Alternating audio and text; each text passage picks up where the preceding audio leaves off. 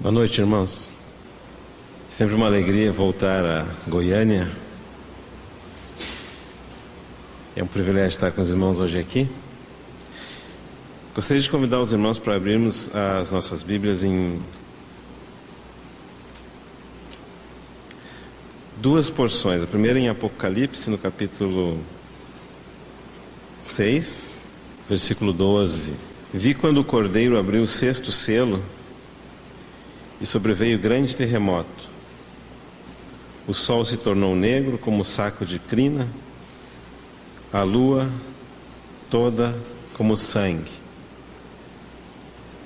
Segunda porção que eu gostaria de ler com os irmãos é em Mateus, no capítulo 24, versículo 32.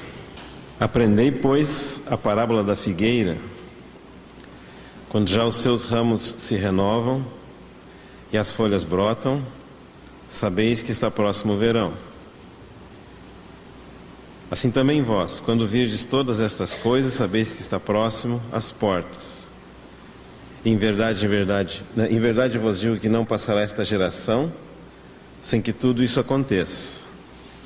Passará o céu e a terra, porém as minhas palavras não passarão. Mas a respeito daquele dia e hora ninguém sabe, nem os anjos dos céus, nem o Filho, senão o Pai. Pois assim será como foi nos dias de Noé, também será a vinda do Filho do Homem. Versículo 43. Mas considerai isto: se o pai de família soubesse a que hora viria o ladrão, vigiaria e não deixaria que fosse arrombada a sua casa.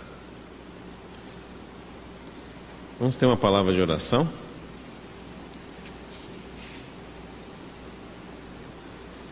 Amado Pai, te damos graça por mais essa oportunidade de reunir.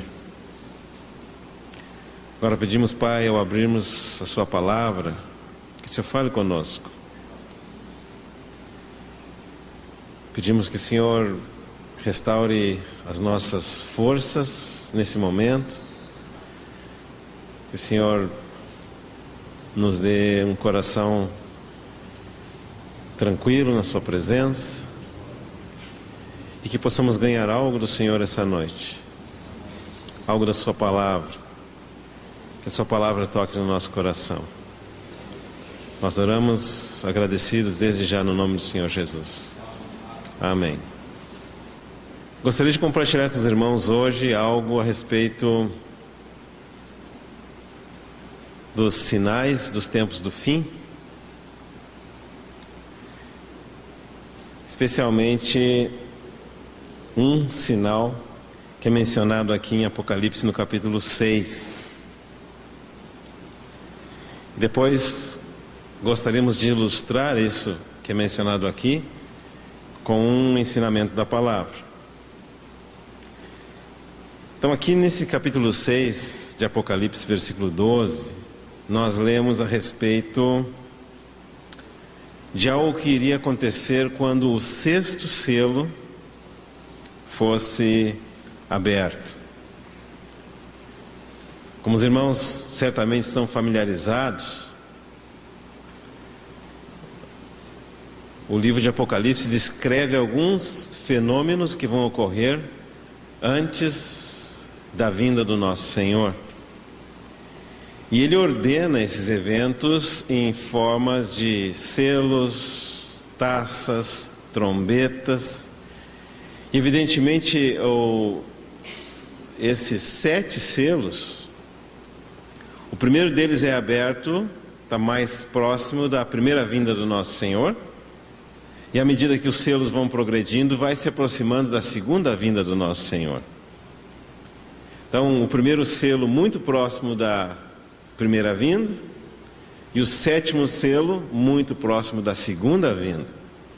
Então, quando menciona aqui esse 6º selo, menciona que, no versículo 12, quando o Cordeiro abriu o selo, houve um grande terremoto, o sol se tornou negro como saco de crina e a lua toda como sangue.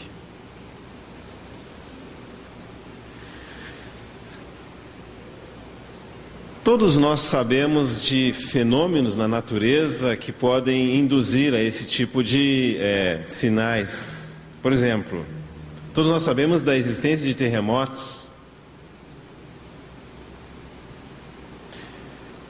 Claro que aqui menciona um grande terremoto. Possivelmente um terremoto como jamais alguém presenciou aqui nessa terra. Na verdade, em 2006 aconteceu uma coisa muito assustadora, né? Um tsunami no sul da Ásia. Foram provavelmente cerca de 300 mil pessoas afetadas por esse tsunami, né? Foi um terremoto que aconteceu dentro do mar, e o efeito desse terremoto foi que as ondas do mar se elevaram 10, 15 metros e entraram para dentro da terra, das praias, e causaram um grande número de mortes.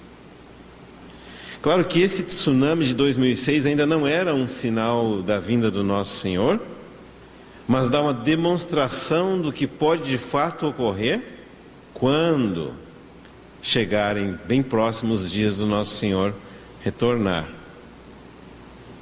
Também aqui menciona o sol se tornar negro como saco de crina. Nós sabemos também que esses eventos podem ocorrer e ocorrem na natureza, né? Quando o sol se torna todo negro, ainda que pode ser meio-dia, nós chamamos esse fenômeno um eclipse solar. E de fato, pode ser metade do dia ou pode ser metade da tarde. Quando esse eclipse solar acontece, o sol fica todo negro. E também menciona aqui a lua toda como sangue. E isso também é um fenômeno que pode ocorrer. Ele se chama um eclipse lunar. É um fenômeno muito comum que ocorre na natureza. E quando a Terra se posiciona entre o Sol e a Lua, a projeção da luz do Sol sobre a Terra dá uma coloração vermelha sobre a Lua. Para ajudar os irmãos a tentar imaginar, vamos tentar mentalizar os três planetas: o Sol, a Terra e a Lua. Normalmente, quando o Sol está aqui na minha mão esquerda e a Terra está aqui no meio, a luz do Sol bate na Terra, o lado de cá é dia, né? E bate também na Lua, e o lado de cá da Terra é noite. Mas a luz do Sol projetada na Lua dá uma coloração vermelha sobre a Terra. Agora, quando essa Lua fica alinhada com a Terra, Sol aqui, vamos usar, a Terra é o microfone e a Lua aqui, a luz do Sol bate aqui desse lado da Terra, aqui é dia, aqui é noite, mas a luz do Sol não bate na Lua diretamente, ela passa por cima da Terra, pela atmosfera e bate lá na Lua, passa por baixo da Terra, a atmosfera, e bate lá na Lua. Quem está aqui olhando da Terra para a Lua vai enxergar a Lua toda avermelhada, vermelha como sangue. Claro que somente essa Lua vermelha como sangue ainda não é necessariamente um sinal da vinda do nosso Senhor. Aliás, nesse ano agora 2014 e 2015, nós vamos ter não somente uma vez esse fenômeno da lua de sangue, mas 4 vezes. E cada uma dessas vezes coincide com uma festa ou uma data de festa dos judeus. Esse ano já ocorreu uma vez, em março, outra vez em outubro. Ano que vem acontece outra vez em abril, outra vez em setembro. 4 vezes em 2 anos seguidos.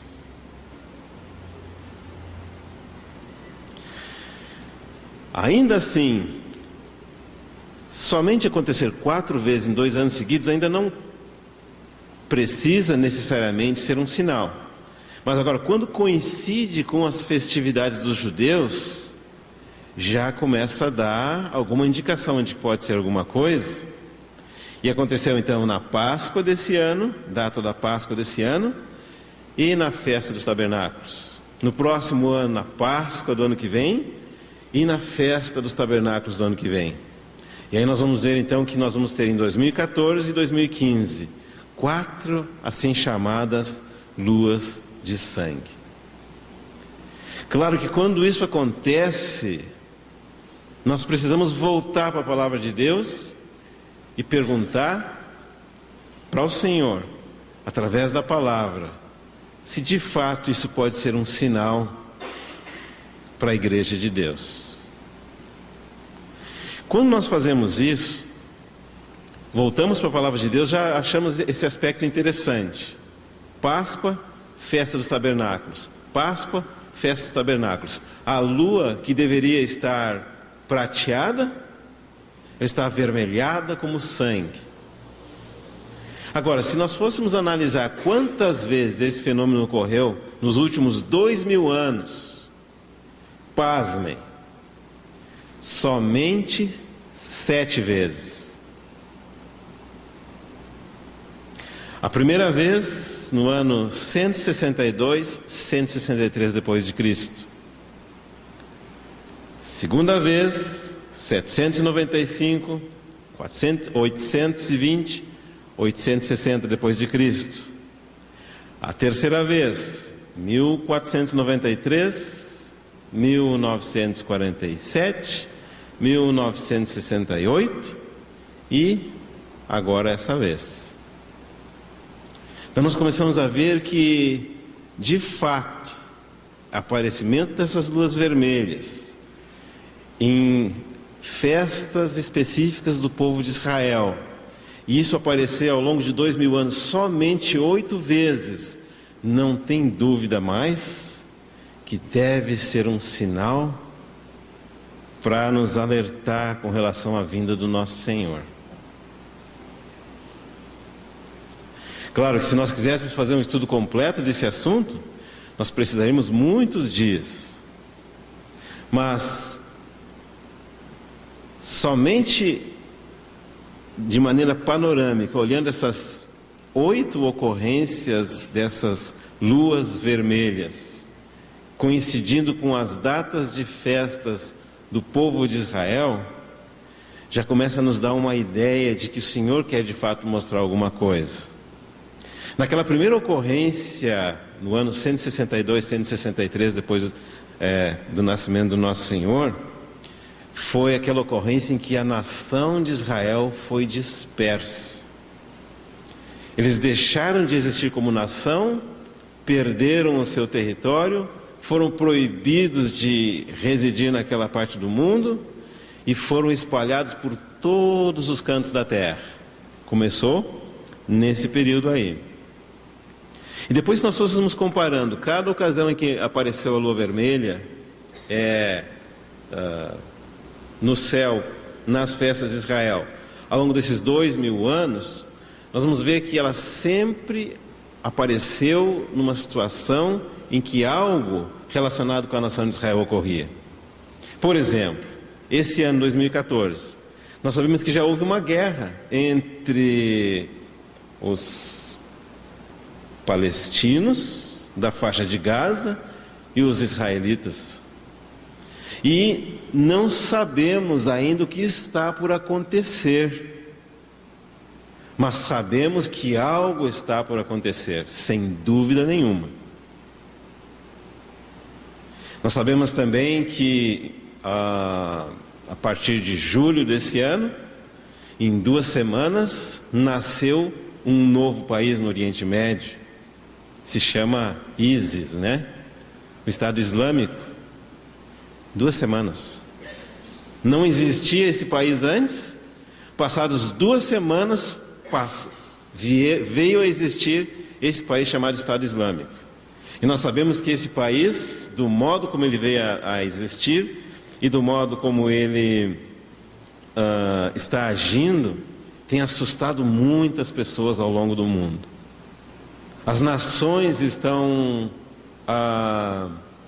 chocadas, especialmente porque as notícias das coisas que estão ocorrendo lá têm chegado aos nossos ouvidos via internet. As atrocidades que eles estão fazendo são atrocidades que não eram mais mencionadas na nossa história atual há muitos anos. O nível de maldade desses militantes do assim chamado Estado Islâmico é uma coisa que nem mesmo os jornais e os periódicos que são mundanos encontram uma explicação. Você encontra algumas revistas mundanas nos Estados Unidos tentando explicar o nível de maldade que tem ocorrido nessa região do mundo, que nós sabemos que é muito próximo do Estado de Israel e também é muito próximo da fonte do rio Eufrates. E dessa fonte do rio Eufrates tem uma profecia que diz que no período que antecede a vinda do nosso Senhor Jesus Cristo, vão ser libertados 4 anjos que estão amarrados lá no fundo do abismo. Eles vão ser libertados e eles vão promover uma mortificina muito grande. E vai ser um poder do mal tão grande que, de acordo com a previsão da Escritura, no capítulo 9 de Apocalipse, 1/3 da população da Terra vai ser exterminada. 1/3 da população da Terra é aproximadamente 2 bilhões de pessoas. 10 vezes a população do Brasil. Naquela região onde está em polvorosa agora. Guerra civil na Síria, já vai para o 3º ano. O número de refugiados na Síria já ultrapassou a casa dos 2 milhões de pessoas. Então, provavelmente 2 Goiânias inteiras vagando pelo deserto, subindo pelos montes, se escondendo nas rochas, por causa da maldade desse grupo terrorista que está atuando naquela região do Oriente Médio. O Irã, repetidamente dizendo do seu propósito de destruir a nação de Israel. E nós começamos a ver então que de fato algo está acontecendo no mundo. Nós não precisamos olhar para o nosso país, né? Para ver que o grau de tumulto é grande também, né? Eu residi fora do Brasil por muitos anos, até agora março, quando retornei. E quando eu saí do Brasil, não tinha essas coisas que estão acontecendo agora. Não se queimava nenhum ônibus na época que eu saí. Agora queima 700 e sai no jornal como se fosse coisa corriqueira. O povo sai para a rua com armamentos, e nós estamos ficando acostumados com isso, né? E as coisas acontecem de maneira muito rápida, né? Por exemplo, houve um evento esportivo famoso aqui no Brasil há uns meses atrás. E antes você olhava esses eventos, e o score, né, entre os participantes era 1-0, 2-0, mas dessa vez, quando você saiu para o cafezinho e voltou, estava 3-0. Saiu para outro cafezinho e voltou, estava 5-0. Aí você não queria mais sair para o cafezinho, né? Quando viu, estava 7-0 em questão de 40 minutos. Isso é uma brincadeira, né? Mas não dá para negar que as coisas estão acontecendo de maneira muito, muito acelerada. E o Senhor não quer que o seu povo fique na ignorância ou nas trevas com relação aos acontecimentos que certamente devem acontecer antes da vinda do nosso Senhor. O Senhor não quer que fiquemos na ignorância, e o Senhor também não quer que fiquemos assustados. O Senhor quer que nós, como igreja do Senhor, saibamos como proceder de maneira adequada. Saibamos como responder de maneira apropriada.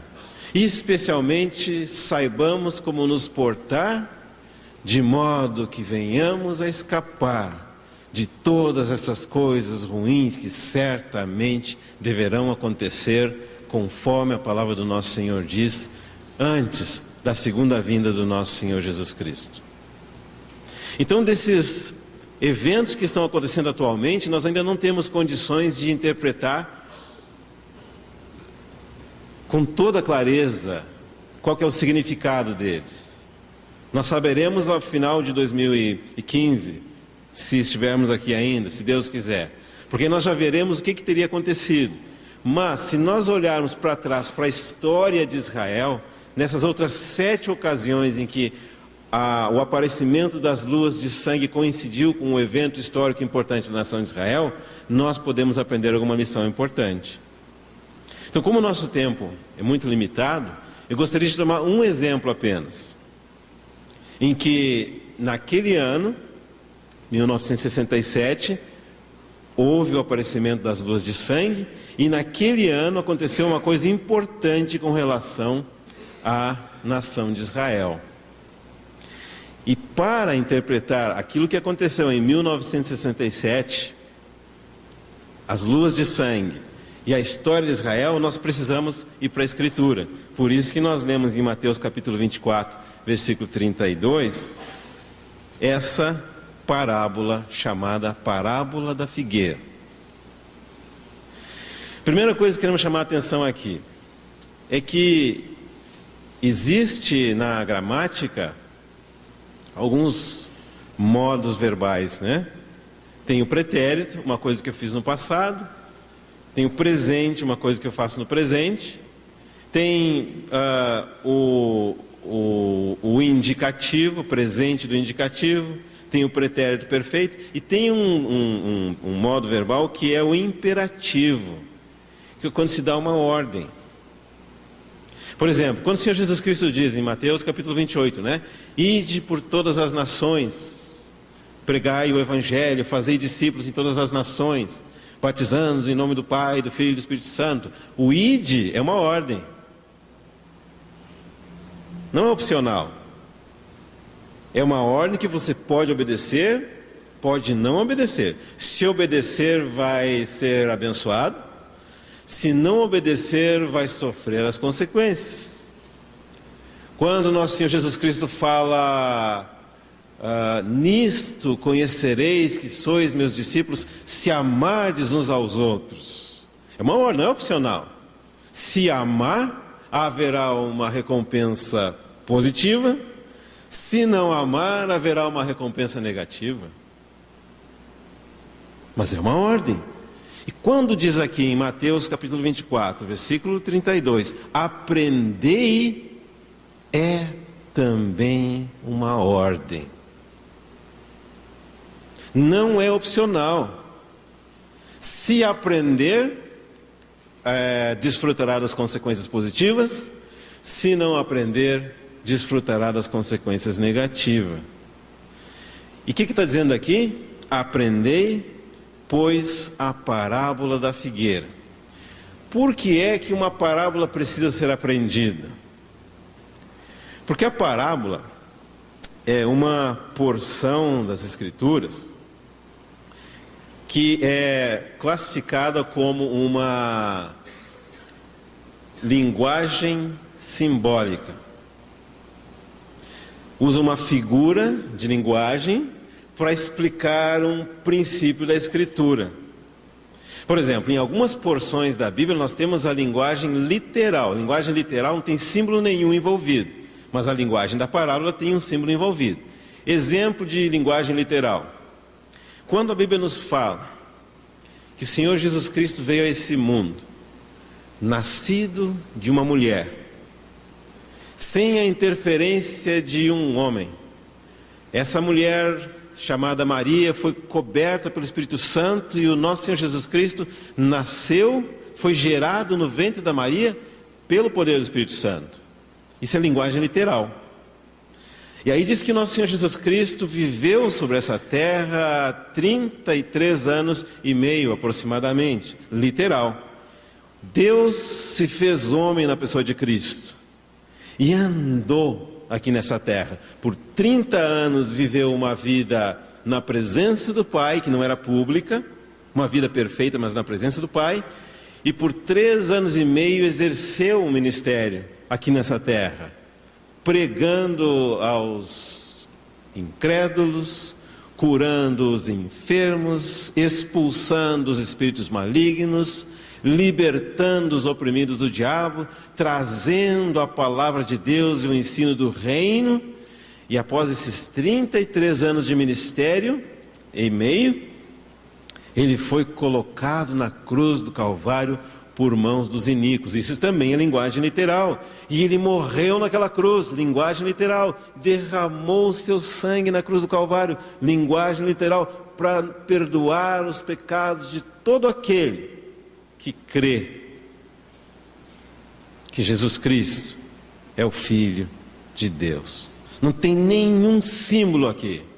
E a palavra diz que ele ficou 3 dias e 3 noites no seio da terra, no coração da terra, mas ao 3º dia, glória a Deus, ressuscitou. Linguagem literal. Depois de haver ressuscitado no 3º dia, ele ficou 40 dias ensinando aqui na terra sobre o reino de Deus. E finalmente, 10 dias antes da vinda do Pentecostes, o nosso Senhor Jesus Cristo foi elevado aos céus, até que ele desapareceu na nuvem aos olhos dos seus discípulos. Linguagem literal.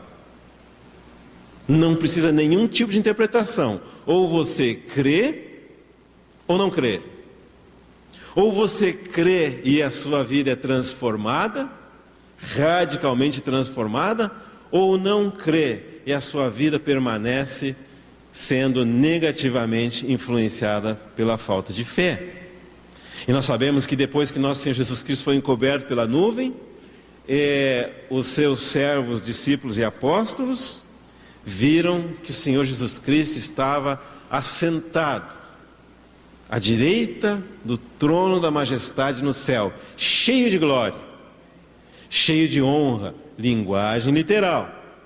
E aí diz que quando nosso Senhor Jesus Cristo, havendo chegado lá aquele trono, ele foi ungido, e aquela unção era como a unção que caía sobre o Arão, primeiro sobre sua cabeça, depois suas barbas, depois suas vestes, depois até a borda das suas vestes, e fala que quando isso ocorreu, lá no céu, aqui na terra, ocorria o batismo com o Espírito Santo na sua igreja.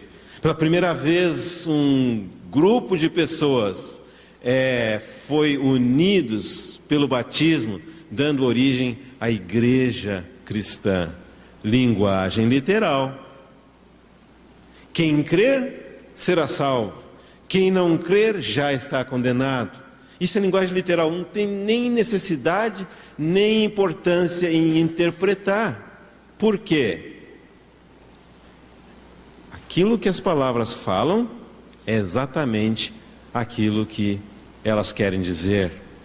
Agora, quando fala em aprender uma parábola, aí não é mais linguagem literal, porque a parábola envolve símbolos. E esses símbolos necessitam ser interpretados. Claro que para interpretar corretamente, nós precisamos usar os princípios da interpretação das parábolas.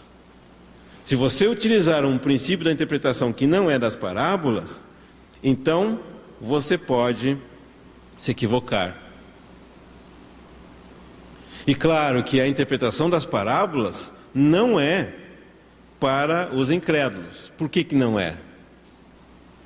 Porque os incrédulos nem a Bíblia querem ler, quanto mais interpretar a parábola.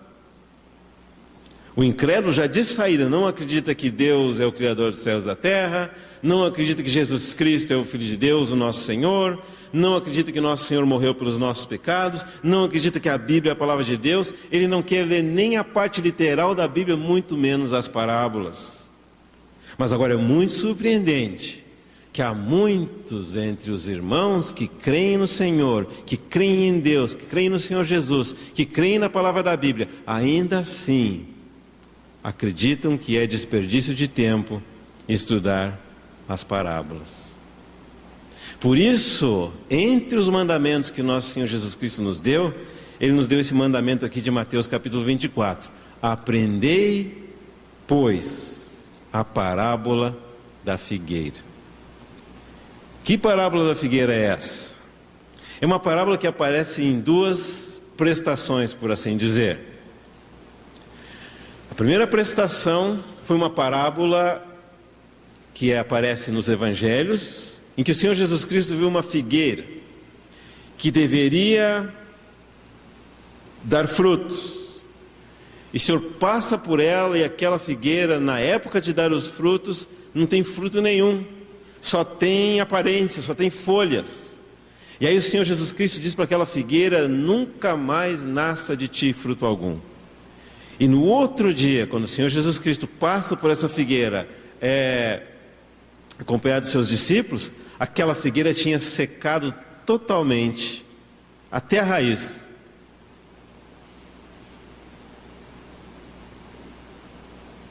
E os seus discípulos ficaram muito impressionados. Então, essa é a primeira ocasião em que essa parábola da figueira entra no nosso panorama. A segunda ocasião vai dizer assim: aprendei, pois, a parábola da figueira, quando já os seus ramos se renovam e as folhas brotam, sabei que está próximo o verão. Então nós temos uma figueira que murchou, secou, e temos uma figueira que começa a brotar os seus ramos e começam as suas folhas a se renovarem. Agora, se nós queremos saber o que é o significado dessa figueira, de acordo com as Escrituras, nós precisamos da interpretação da palavra de Deus. Nós precisamos voltar para a Escritura explique para nós o que essa parábola quer dizer. E esse é o primeiro princípio da interpretação das parábolas. Nós não podemos tirar ou criar uma doutrina na nossa mente e depois tentar ajustar a palavra de Deus a essa doutrina. Ao contrário, nós temos que ir às Escrituras e permitir que o Espírito Santo das Escrituras retire o ensinamento para que nós podemos andar nele. E tem um hábito que talvez seja muito saudável, e provavelmente o hábito mais importante que nós podemos ter nesses tempos do fim, que há tantas vozes diferentes sendo proferidas, né? E esse hábito é perguntar, quando alguém te fizer uma afirmação, qualquer uma afirmação, você pergunta: aonde está escrito isso na palavra de Deus? Nós só podemos aceitar a interpretação da palavra de Deus que vem da própria palavra de Deus. É somente a palavra de Deus que está autorizada a interpretar ela mesma. Se nós aceitarmos qualquer outra interpretação que não seja da própria palavra de Deus, interpretando a palavra de Deus, nós corremos o perigo de cometer um equívoco. Toda afirmação que ouvimos, a pergunta deve ser: aonde se encontra isso na Escritura? A palavra do Senhor fala que quando o noivo regressar, e nós sabemos que o noivo é uma figura do nosso Senhor Jesus Cristo, e vai haver aqueles, ou a noiva que vai estar esperando a vinda do nosso Senhor Jesus Cristo, diz que a noiva vai ouvir a voz do noivo, e vai identificar a voz do noivo, e não vai atrás de nenhum outro que não seja o noivo. Não importa qual a aparência desse outro, não importa qual a coerência desse outro, não importa qual a teologia desse outro, a verdadeira noiva conhece a voz do seu noivo. A verdadeira igreja conhece a voz do seu amado, anseia pela vinda dele, sabe quando ele fala, sabe o que ele fala, sabe o que ele quer e tem um coração inteiramente disposto, desejando ardentemente responder ao noivo em amor. E qual que é a marca característica do falar do nosso noivo? Claro, a primeira marca é que é muito doce o falar do Senhor.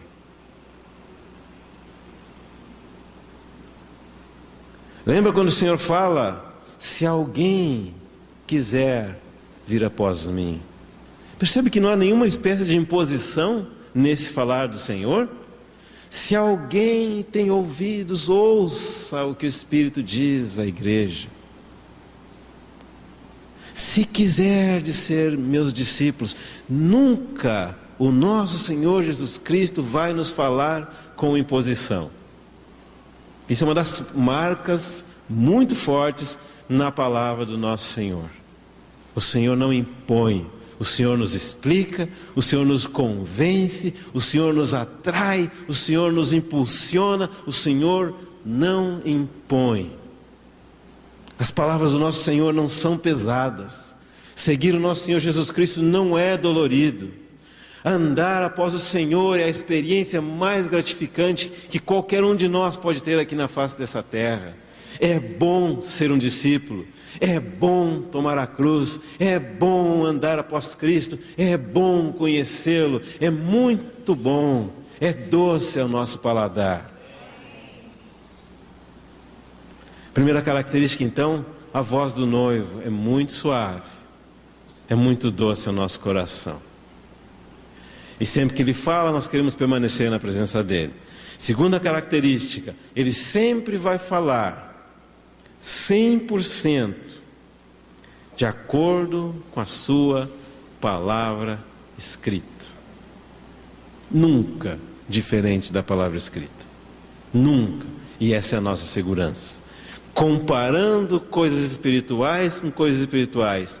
Comparando palavra de Deus com palavra de Deus, a luz de Deus vai brilhando sobre a nossa vida, sobre o passado, aí nós temos a história da Bíblia, sobre o futuro, aí nós temos a profecia, sobre o presente, aí nós temos força para viver. Joga a luz de Deus sobre a nossa vida e toda ela ganha significado, toda ela ganha um centro, que é o próprio Senhor Jesus.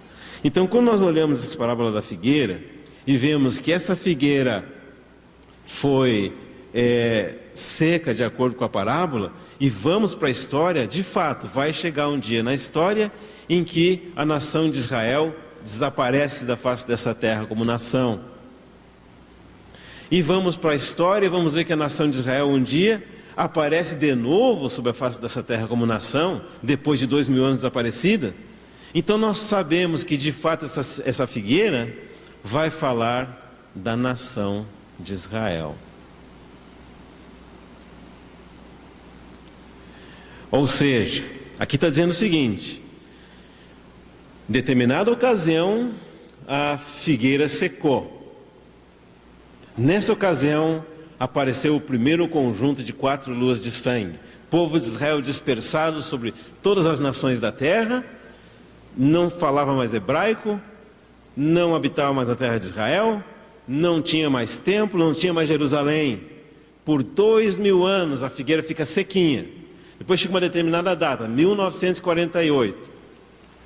A nação de Israel, de maneira miraculosa e sobrenatural, Deus movendo todos os eventos, volta a existir depois de 2 anos de desaparecimento da face da terra. A língua hebraica volta a ser falada depois de 2 anos ter sido aposentada como uma língua que não era utilizada pelos pessoas da época moderna. Lembra do latim? Língua morta, né? Imagina voltar toda uma população a falar latim depois de 2000 anos que não falava. Foi isso que aconteceu com a nação de Israel. Então, nós vamos ver que, de acordo com a palavra do Senhor, essa figueira secou e essa figueira voltou a brotar. Como que nós sabemos isso? Abre comigo no livro de 2 Reis, por gentileza, no capítulo 4. Perdão, 1 Reis, capítulo 4.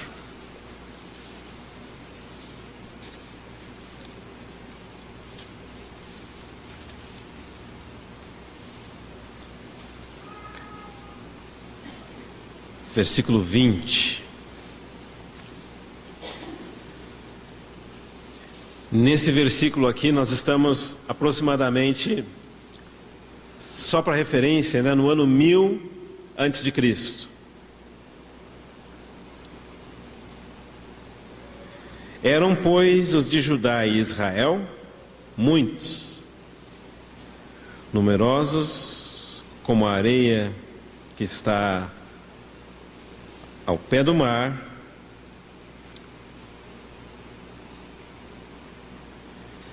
comiam, bebiam e se alegravam. Dominava Salomão sobre todos os reinos, desde o Eufrates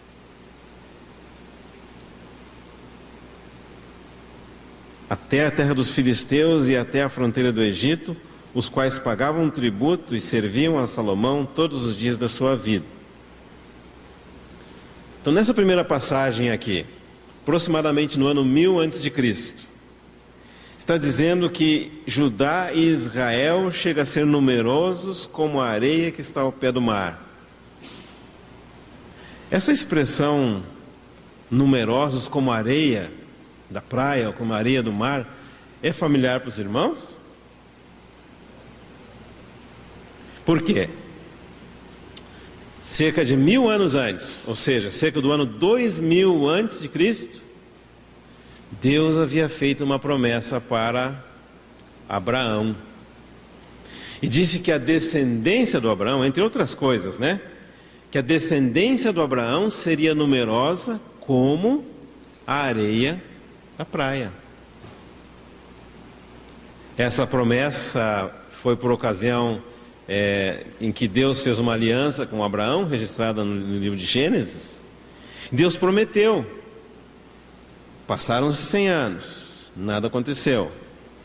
200 anos, algo começa a acontecer. 500 anos, algo mais aconteceu. E quando se passaram 1000 anos, ou seja, a promessa no ano 2000 a.C., aproximadamente, depois no ano 1000 a.C., de fato, aquela promessa que Deus fez para Abraão 1000 anos atrás, se cumpriu literalmente. Tudo que Deus promete, Ele cumpre. Tudo que Deus fala que vai acontecer, de fato acontece, ainda que às vezes demora um pouco. E aí, né, podemos fazer um parêntese aqui, esse é um dos nossos problemas, né? Porque a escala de Deus é tipo assim, 1000 anos, 2000 anos, 3000 anos. E a nossa escala é 2 horas, 3 horas, né? Você ora de manhã e já quer a resposta de tarde. Ah, Senhor, já orei tanto por esse assunto. Quantas vezes? 2.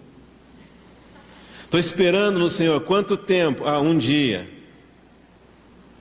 Então, uma das coisas que a palavra de Deus faz conosco é alargar nosso entendimento, alargar o nosso espectro temporal, até que nós não calculamos mais em termos de 1 dia, 2 dias.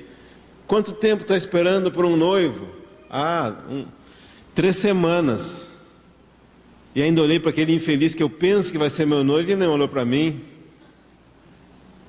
Então, uma das coisas que Deus quer fazer conosco é nos tirar desse espectro 1 ano, 2 anos, 10 anos, colocar em espectro maior 1000 anos, 2000 anos, 3000 anos, até que um dia o nosso coração está grande do tamanho da eternidade.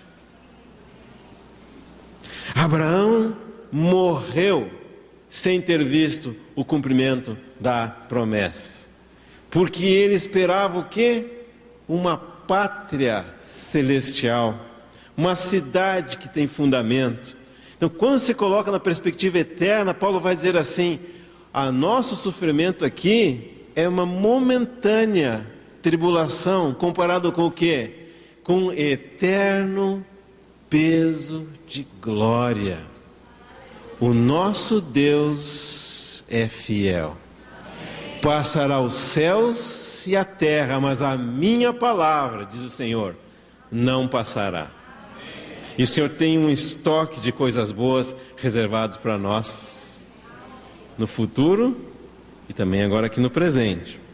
De qualquer forma, então, 1000 anos depois, a palavra de Deus se cumpre. Os descendentes do Abraão são numerosos como a areia que está na praia do mar. E eles comiam e bebiam. E Salomão, um dos descendentes do Abraão, dominava sobre todos os reinos, desde o Eufrates até a fronteira do Egito, até a terra dos filisteus. E nós vemos que essa descrição aqui descreve, se você tiver tempo, volta lá para Gênesis e vai ver, descreve exatamente a extensão da terra que Deus havia prometido para Abraão. A fronteira do Egito é na divisa entre a terra de Israel e o país Egito, hoje no norte da África. Lá no sul de Israel é o deserto do Negueb, e aqui na fronteira do Egito então tem um riozinho, e daqui para baixo é o deserto do Sinai.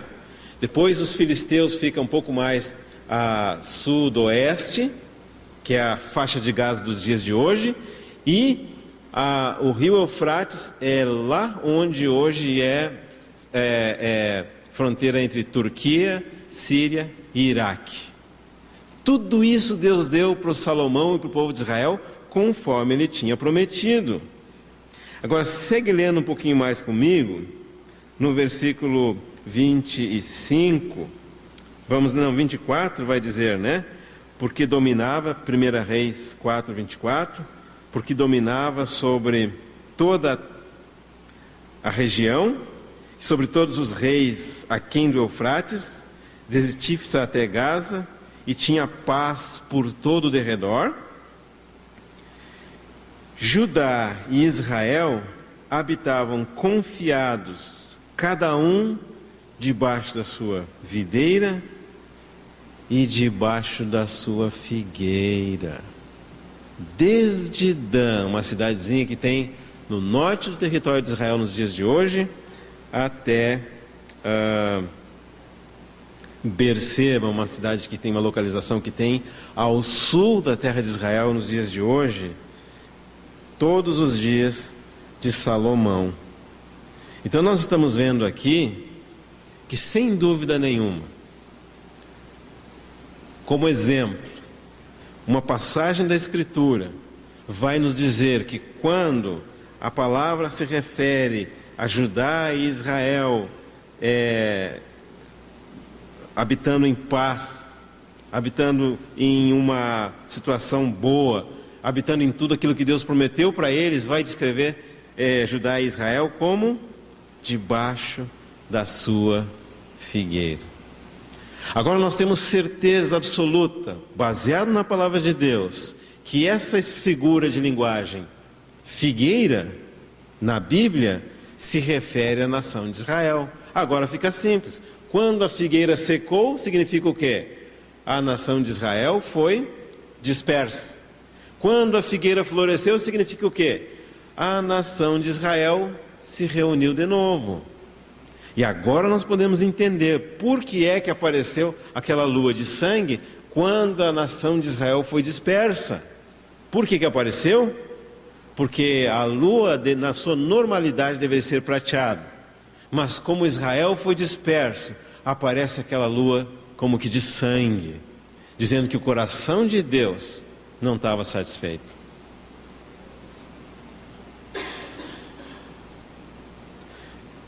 Quando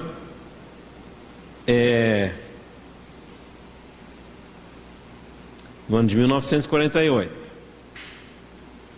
a nação de Israel que estava dispersa é reunida de novo. A palavra descreve então como a figueira tendo os seus frutos, os seus ramos renovados, as suas folhas brotando. E é impressionante como a palavra do Senhor, na sua fidelidade, se cumpre. E naquele momento, naquele ano, 1948, 1949, outra vez apareceu a lua de sangue. Agora, se o dispersar do povo de Israel é motivo de tristeza para o coração de Deus, por que é que no reunir do povo de Israel aparece de novo a lua de sangue? É porque a figueira representa não somente a nação de Israel, representa também o território de Israel, representa também a cidade de Jerusalém, representa também o templo. Cada uma dessas passagens pode ser comprovada pela Escritura, de forma que em 1948 a nação voltou, ou seja, o povo voltou de diversas partes do mundo e passou a existir a nação, declararam a independência de Israel. Em 1967, outra vez apareceu a lua de sangue. Mas o que aconteceu em 1967? Os povos árabes em torno da nação de Israel, né? Os egípcios, os jordanianos, os iraquianos, os sírios e os libaneses, todos se reuniram para exterminar Israel da face dessa terra.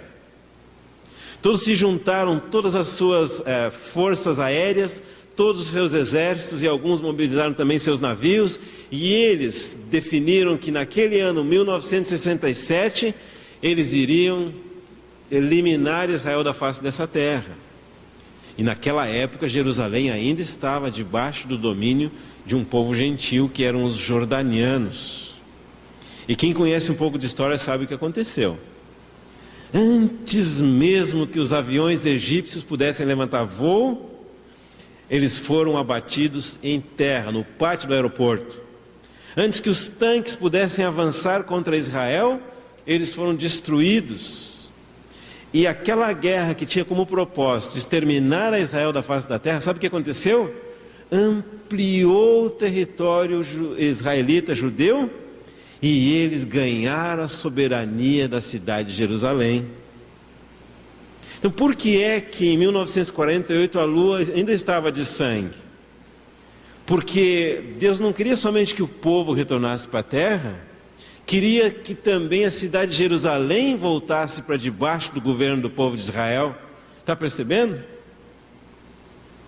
Então, em 1967, Jerusalém voltou para baixo do povo de Israel. A pergunta é, por que em 1967 ocorreu ainda a lua de sangue? Já veio o povo, já veio quase toda a terra, já veio Jerusalém, mas diz a Escritura, e nós cremos na Escritura, que antes da vinda do nosso Senhor Jesus Cristo, virá o anticristo. E que esse anticristo vai entrar no templo. E a minha pergunta é, cadê o templo? Que templo é esse? O templo que havia sido edificado por Salomão, que deveria estar no topo do monte do templo e não está. Então os incrédulos dizem assim, é impossível que venha a existir um templo em cima daquele monte. E se nós soubéssemos política, geopolítica e o ódio dos povos árabes e muçulmanos contra o povo de Israel, nós saberíamos que é humanamente impossível. Mas a nossa Bíblia diz o quê? Vai haver um templo em cima daquele monte. Por quê? Somente quando existir um templo em cima daquele monte, vai poder entrar o anticristo naquele templo e vai profanar o templo. Por que é que em 2014, 2015, a lua ainda está de sangue? Eu não sei. E também não estou dizendo nada. Se alguém disser o Jairo afirmou, vou dizer assim, prova, onde está a gravação? Não estou dizendo absolutamente nada, porque de coração nós não sabemos. Mas uma coisa eu sei, a palavra profética proferida pelo nosso Senhor está se cumprindo. Palavra a palavra, letra a letra, vírgula a vírgula. Nós não podemos prosseguir muito mais hoje, né? O tempo está esgotando. Mas uma coisa diz assim, quando já os seus ramos se renovam e as folhas brotam, sabeis que está próximo o verão. Assim também, quando virdes todas estas coisas, sabei que está próximo às portas. Em verdade vos digo que não passará esta geração sem que tudo isto aconteça. O que significa estas coisas? Evidentemente, a parábola da figueira, essas coisas relacionadas com a nação de Israel. sem dúvida nenhuma. Agora, o que significa que está próximo o verão?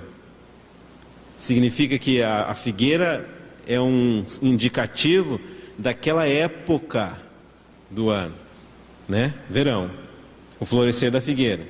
Assim também, quando virdes todas essas coisas, sabei que está próximo às portas, que está próximo? A vinda do nosso Senhor Jesus Cristo.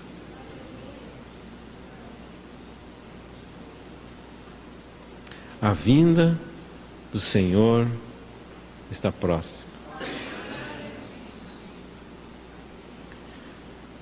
Podemos como que sentir no ar.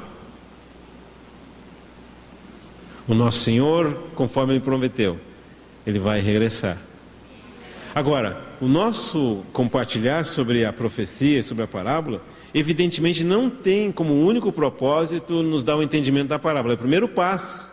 Mas o entendimento da parábola é para que nós sejamos uma igreja que entende. Primeiro, uma igreja que lê, porque se sem ler não vai conseguir entender. Depois, uma igreja que compreende o que lê. Depois, uma vez compreendendo o que lê, se oferece voluntariamente para que na nossa vida se cumpra o propósito de Deus. E o receio que eu tenho é que nesses dias de tanta agitação, de tanto tumulto, de tantas vozes, de tantas doutrinas e discussões teológicas, de tantos pequenos reinos sendo formados, cada um formando o seu reino, mesmo aqueles que têm visão da palavra de Deus, que por muitos anos estão pregando, por muitos anos compartilhando nesse nosso Brasil, afora nesse mundo, eles estão às vezes preocupados em fazer o seu próprio nome, fazer o seu pequeno reino, em fazer crescer a sua congregação unicamente, distraídos da vinda do nosso Senhor. Distraídos que o rei está voltando. E quando ele está voltando, significa o reino de Deus está voltando. E o reino de Deus está voltando significa vai haver um reino, e esse reino vai ser cheio de súditos. Que tipo de súditos? Cheios do caráter do nosso Senhor Jesus Cristo. A nossa Bíblia diz assim: os mansos herdarão a terra. O Senhor Jesus Cristo vai vir, de acordo com a Bíblia, e vai estabelecer o seu reino. E com ele reinarão os mansos. E a pergunta que nós fazemos agora aqui é: será que nós já somos mansos o suficiente? Fala que os humildes verão o reino. Será que nós já somos humildes o suficiente? Fala, na vossa paciência ganhareis as vossas almas, na vossa perseverança vai ter um reino cheio de homens e mulheres mansos, de todas as idades, escuta bem aqui, de todas as idades, cheio de homens e mulheres humildes, cheio de homens e mulheres pacientes. E nós sabemos que o nosso país é uma oportunidade maravilhosa para crescermos em paciência. É ou não é? Tudo que nos cerca é um convite para crescermos em paciência. Que o Senhor tenha misericórdia de nós. Que nós compreendamos a Escritura a ponto de dizer: Senhor, faça-se na minha vida conforme a sua vontade. E o Senhor vai organizar a sua vida, vai organizar a sua família, seus estudos, seu trabalho, sua vida emocional, de forma que o caráter do Senhor Jesus Cristo possa ser formado na nossa vida. E quando Ele retornar, trazendo consigo o estabelecimento do reino, nós sejamos encontrados prontos para reinar com Cristo. Vamos terminar com uma palavra de oração.